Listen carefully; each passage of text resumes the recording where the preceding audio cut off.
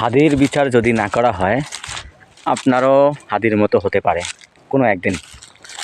তখন আপনারও বিচার হবে না। আপনার মা বাবাও কিন্তু এরকম বিচারের জন্য মানুষের দুয়ারে কোর্টের বারিন্দায় দৌড়াবে, কিন্তু বিচার পাবে না।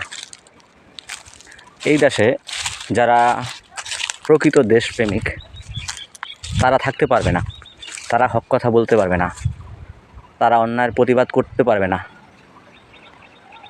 করতে গেলেই মনে করবেন শকুনের দলেরা তাকে মেরে ফেলবে, তাকে এই দুনিয়া থেকে সরিয়ে ফেলবে। এই দেশের মানুষ ভালো মানুষ চিনে না। তারা এটাই চিনে, তারা ওই ব্যক্তিটাকেই চেনে যারা চোর, দুর্নীতিবাজ, ভারতের দালাল, চাঁদাবাজ, ছেঁচড়া, টোকাই, তাদেরকেই এই জনগণ, এই দেশের মানুষ চেনে, তাদেরকেই চায়। ভালো মানুষের ঠাঁই নেই, ভালো মানুষেরা বাঁচতে পারবে না, এই দেশে থাকতে পারবে না।